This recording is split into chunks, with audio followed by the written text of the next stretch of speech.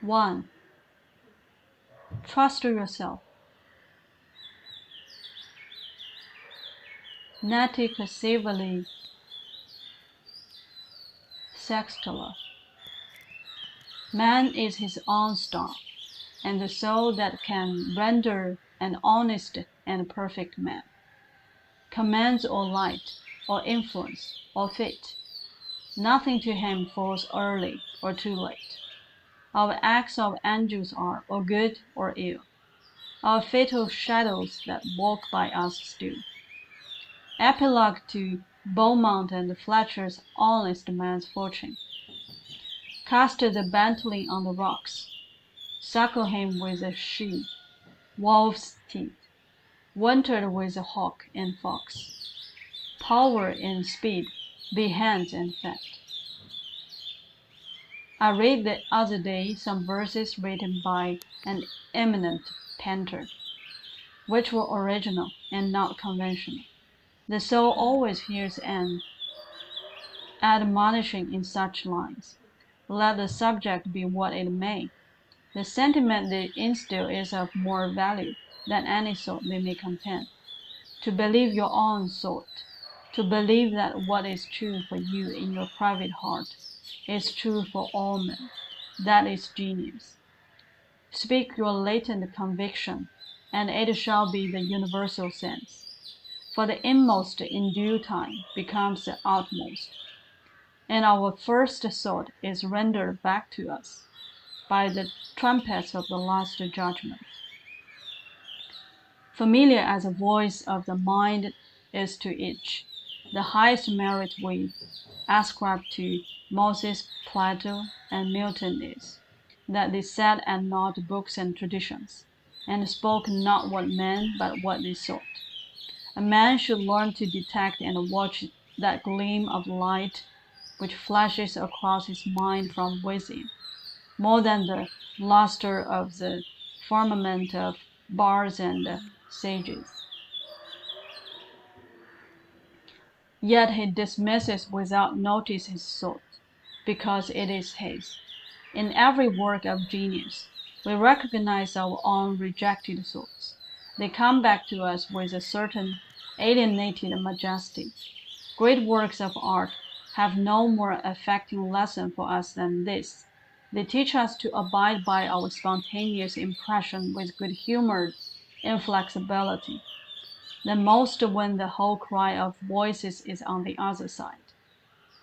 Else, tomorrow a stranger will say with masterly good sense precisely what we have thought and felt all the time, and we shall be forced to take with shame our own opinion from another.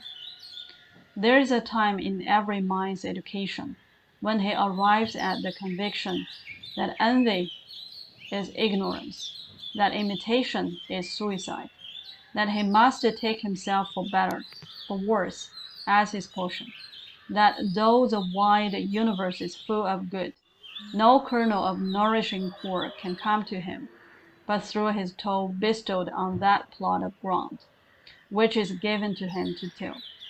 The power which resides in him is new in nature, and none but he knows what that is which he can do, nor does he know until he has tried.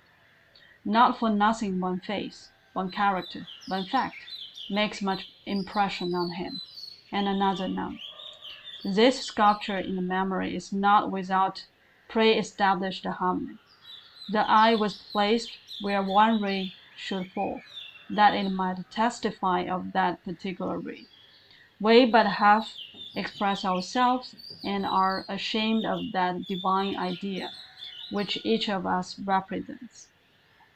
It may be safely trusted as proportionate and of good issues, so it be faithfully imparted. But God will not have his work made manifest by cowards. A man is relieved and gay when he has put his heart into his work and done his best. But what he has said or done otherwise shall give him no peace. It is a deliverance which does not deliver. In the attempt his genius deserts him. No muse befriends, no invention, no hope. Trust yourself. Every heart vibrates to that iron string. Accept the place the divine providence has found for you, the society of your contemporaries, the connection of events. Great men have always done so, and confided themselves childlike to the genius of their age, betraying their perception that the absolutely trustworthy was seated at their heart, working through their hands, predominating in all their being.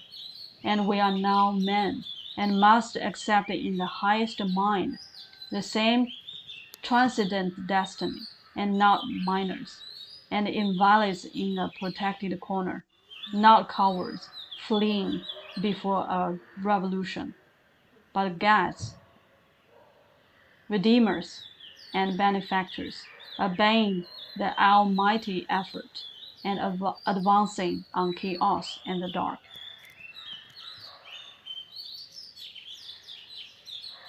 What pretty oracles nature yields us on this text, in the face and behavior of children, babes, and even brutes! That divided and rebel mind, that distrust of a sentiment because our arithmetic has computed the strengths and means opposed to our purpose. These have not. Their mind being whole, their eye is as yet unconquered, and when we look in their faces, we are disconcerted. Infancy conforms to nobody, all conform to it, so that one babe commonly makes 4 or 5 out of the adults, who prattle and play to it. So God has armed the youth and puberty and manhood no less with its own piquancy and charm, and made it enviable and gracious, and its claims not to be put by, if it will stand by itself. Do not think the youth has no force, because he cannot speak to you and me. Hark! In the next room his voice is sufficiently clear and emphatic.